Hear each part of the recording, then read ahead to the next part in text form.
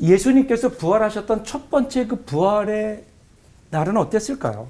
그때 그 부활의 아침.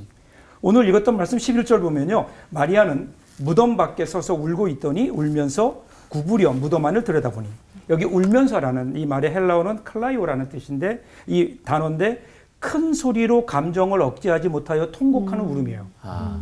그러니까 지금 여인이 새벽에 무덤 앞에서 혼자 대성통곡하고 있는 거예요. 근데 왜 마리아는 지금 여기에서 이렇게 울고 있을까요? 안식일이 지나고 난 바로 그날 동트기 전에 가장 먼저 일어나서 무덤에 온 거예요. 무덤에 온 이유는 뭘까요? 이제 돌아가신 예수님, 그동안 예수님 장례도 제대로 치러드리지 못했으니까 마지막 가시는 길에 향유라도 발라드려야 되겠다.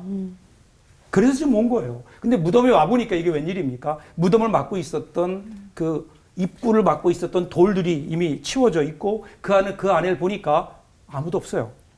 예수님의 시신이 보이지 않아요. 사랑하는 예수님의 그 시신을 어디인지도 모르는 채 자기는 집으로 돌아갈 수 없어서 무덤 밖에서 대성통곡하고 있는 이 마리아의 모습, 어떻게 보면 참 아름답죠.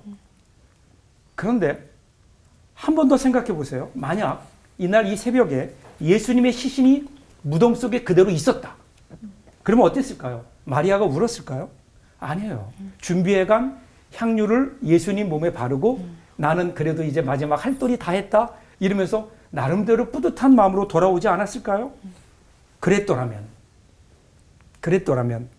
그날은 울지 않았을지 모르지만 그녀에게는 영원한 소망도 영원한 생명도 주어지지 않았을 거예요.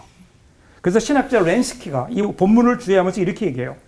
막달라 마리아는 예수님의 시신이 없어진 까닭에 울었으나 만약 그날 예수님의 시신이 무덤 속에 있었더라면 그녀와 우리는 영원히 울게 되었을 것이다. 예수님이 부활하신 아침에도 그들은 부활을 모르는 거예요.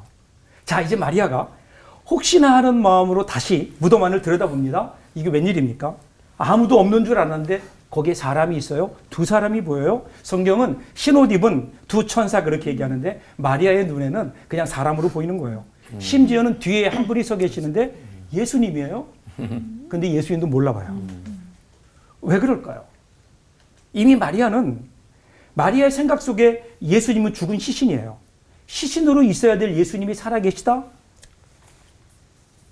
생각할 수도 없고 상상할 수도 없는 거예요. 부활은 눈으로 볼 수 있는 게 아니잖아요. 믿음으로 보는 거죠. 그래서 예수님께서 물으세요. 여자여 어찌하여 우느냐? 천사들이 마리아에게 물었던 질문과 동일합니다. 지금 마리아가 울 이유가 없는 거예요. 예수님 이미 부활하셨거든요.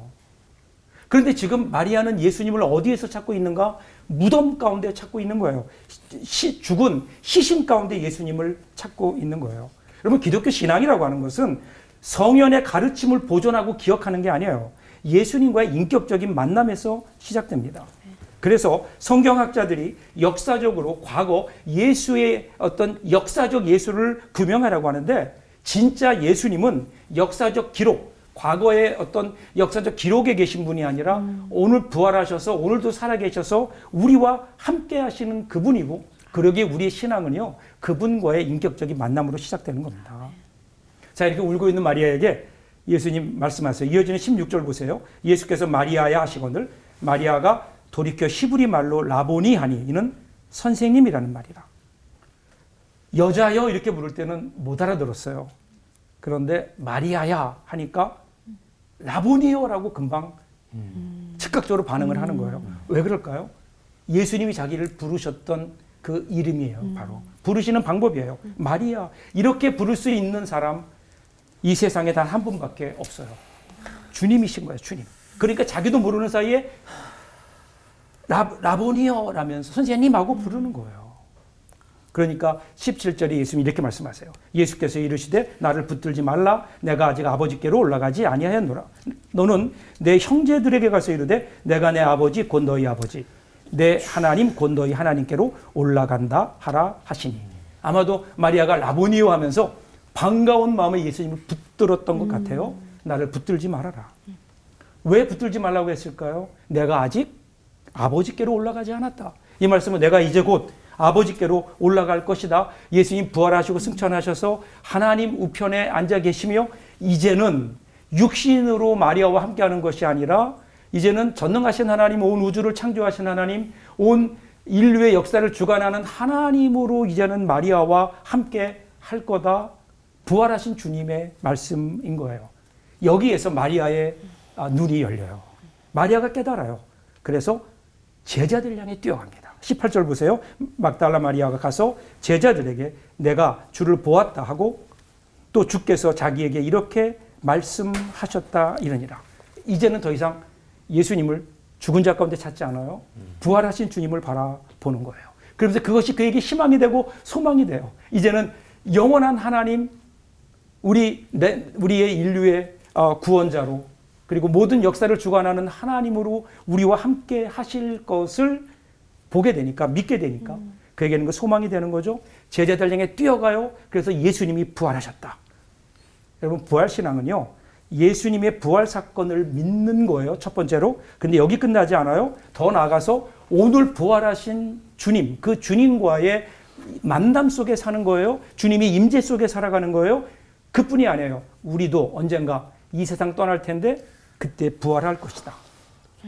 이것이 여러분 부활신앙 아니에요? 그래서 오늘 우리는 매일이 부활절이어야 되는 거예요. 아멘. 이 부활의 귀한 은혜를 누리며 살아가는 이 부활신앙으로 승리하는 저와 여러분 될 수 있기를 주님의 이름으로 축복합니다. 아멘. 기도하겠습니다.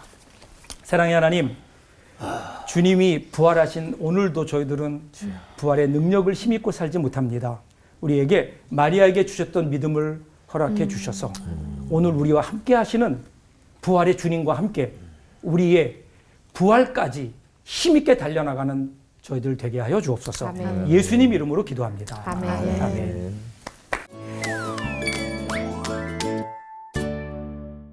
목사님 진짜 궁금해요. 네, 임채용 목사님께 질문 드려볼게요. 네. 구약의 부활이 예언을 통해서 전해졌다면 신약은 예수님이 직접 가르쳐 주셨다고 하는데요. 진짜 그야말로 저자직강 부활편 어느 대목인가요? 그럼 아마도 뭐 가장 대표적인 게 누가복음 24장에 엠마오로 가는 제자들일 거예요. 예루살렘이 아니라 엠마오로 가고 있어요.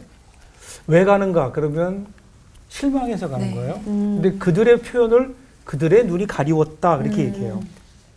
그때 예수님이 오셔서 27절에 보면 모세와 모든 선지자의 글로 시작해서 메시아가 어떻게 될 것이다라고 하는 구약의 예언들을 다 말씀으로 가르치세요.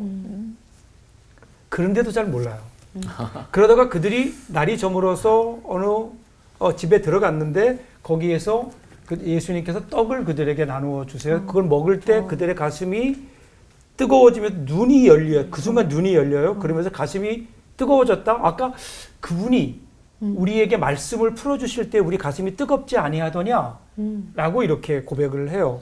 그리고 거기서 예수님이 부활하신 것을 목격하고 깨닫게 돼요. 그리고 발걸음이 돌이켜서 다시 예루살렘으로 돌아와요. 그 사건을 보면 결국 거기에서 우리가 부활, 오늘 이 시대에 우리가 부활을 어디서 발견할 수 있겠는가? 부활의 어떤 그 눈을 어떻게 가질 수 있겠는가? 첫 번째 말씀이고요. 사실 두 번째가 거기 나오는 그 떡과 잔인 거예요. 떡이에요. 그래서 이게 사실은 예배거든요. 예배. 예전 예배를 보면요. 초대교회에서 예배를 드리기 시작했는데 예배를 드리기 시작한 이유가 뭔가? 그러면 예수님을 기억하는 거예요. 예수님의 사역을 그대로 여기에 실현하는 거예요. 마찬가지로 오늘 우리가 그러기에 우리가 이 예수님의 어떤 그 부활하심을 알고 주님이 말씀해 주셨던 그 말씀과 함께 또 하나는 바로 그 떡과 잔, 즉 성령의 임재, 예수님의 임재 속에서 우리가 그 말씀 가운데 말씀을 들을 때 그때 우리가 주님을 볼 수 있다. 그래서 여러분 예배가 대단히 중요합니다.